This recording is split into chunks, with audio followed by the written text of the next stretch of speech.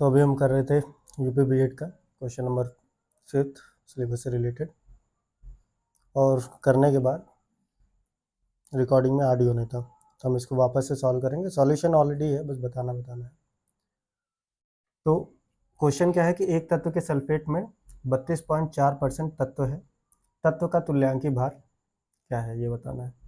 तो पहली लाइन को देखो जरा, एक तत्व के सल्फेट में 32.4% तत्व है, इसका क्या मतलब हुआ।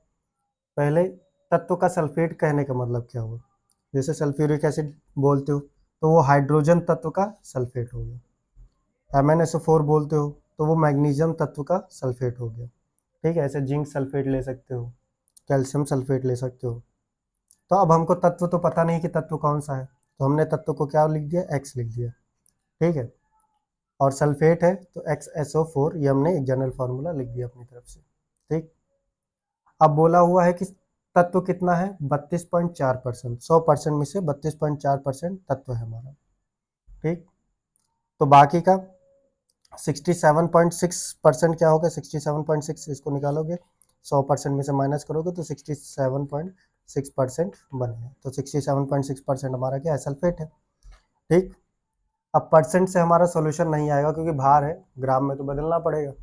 ठीक है, भार पूछा हुआ है, तो परसेंट को ग्राम में बदलने के लिए हम मान लेते हैं कि स्टार्टिंग में हमने क्या 100 ग्राम लिया था, तो 100 ग्राम लिया था, तो 100 ग्राम का 32.4% कितना आएगा, 32.4 ग्राम आएगा। और 100 ग्राम में से बचा हुआ ग्राम किसका हो जाएगा, सल्फेट का हो जाएगा, तो 67.6 ग्राम सल्फेट हो जाएगा। ये 100 ग्राम ही क्यों लिया, 200 ग्राम क्यों नहीं लिया, 50 ग्राम क्यों नहीं लिया, तो तुम्हारी मर्जी, तुम्हारा मन करे तो 50 ग्राम ले लो, तुम्हारा मन करे 200 ग्राम ले लो।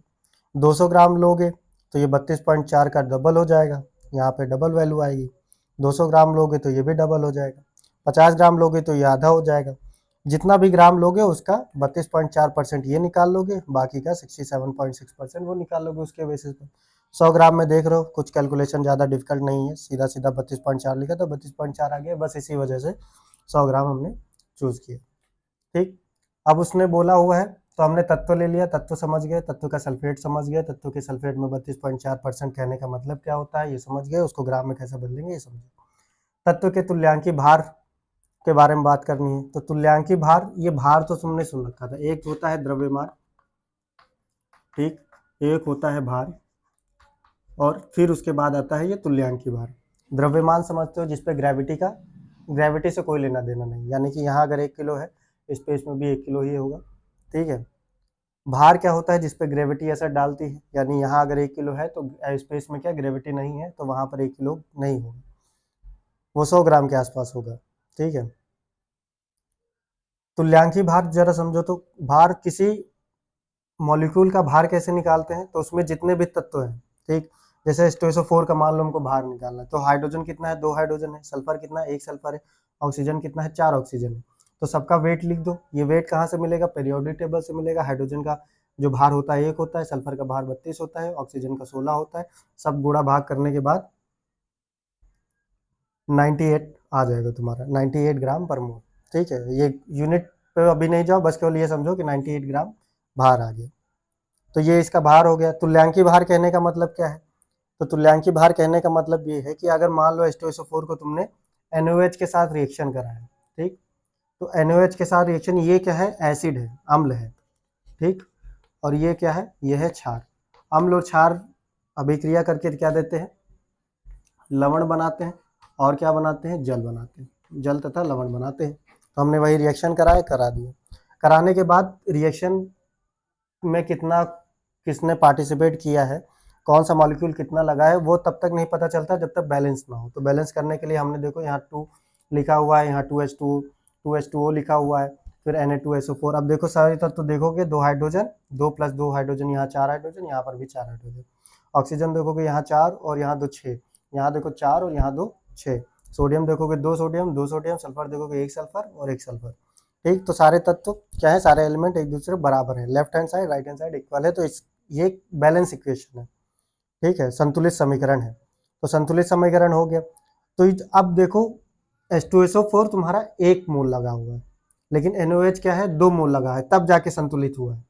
अगर ये यहाँ से 2 हटा दोगे तो तुम देखोगे वो संतुलित नहीं होगा। ठीक है, या संतुलन करना सीखा भी होगा तब भी ये आइडिया लग जा रहा होगा कि हाँ ये बात सही लिखी है। एक मोल दो, इस H2SO4 का एक मोल 2 मोल को अभिक्रिया करता है, 2 मोल NOH के साथ अभिक्रिया करता है। ठीक, ऐसा क्यों है? क्योंकि एक H एक OH के साथ मिलकर एक H2 बनाएगा, दूसरा H फिर दूसरे OH के साथ मिलकर दूसरा H2 बनाएगा, इसीलिए एक NOH यहाँ लिखा था, एक NOH यहाँ लिखा था। ठीक, एक H2SO4 2 NOH को लेता है। तो एक NOH के लिए क्या चाहिए होगा? आधा H2SO4 चाहिए होगा। ये आधा H2SO4, ये जो बात है बताने के लिए कि आधा H2SO4 लगाओ, ऐसा कुछ ना बोल करके हम तुल्यांकी भार की तरफ चल जाते हैं। हम कहते हैं देखो ऐसा है, 98 ग्राम हमने H2SO4 लिया था, तो वो 2 NOH के लिए लगा था, तो 98 का आधा कितना हो जाएगा? 49। तो 49 ग्राम जो होगा वो एक NOH के लिए लगेगा। ठीक है, सीधा सा लॉजिक। H2SO4 एक मोल था, उसका भार हमने देखा 98 आ रहा था, तो 98 2 NOH के लिए लगा है, तो 98 का आधा यानी 49 एक NOH के लिए लगा हुआ है। तो एक NOH के लिए कितना लगेगा? ठीक, यही बेसिकली तुल्यांकी भार होता है।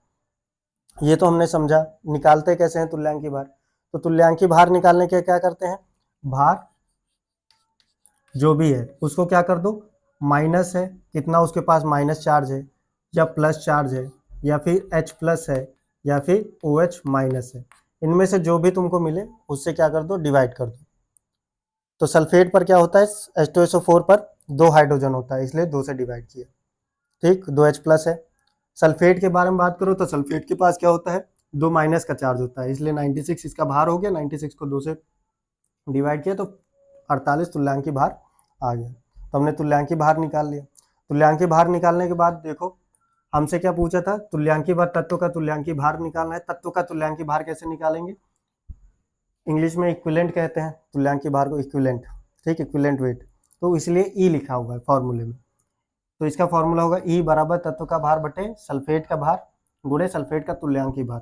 तो तत्व का भार हमको पता है, कहाँ से पता है? शुरुआत में निकाला था कि 32.4 ग्राम है। ठीक, 100 ग्राम लेकर के चल रहे, 32.4 ग्राम है। सल्फेट का भार कहाँ से आया था? ये भी शुरुआत में 67.6 ग्राम है, रखा हमने। सल्फेट का तुल्यांकी भार कहाँ से आया? ये तुल्यांकी अभी समझ के गए, तुल्यांकी भार 48 था, 48 रखा हमने। और ये सब गुणा भाग करने के बाद सब 23.0059 के आसपास आएगा, जिसको राउंड फिगर करने के बाद 23.006, और आंसर नंबर सी हमारा करेक्ट होगा। ठीक है, थैंक यू।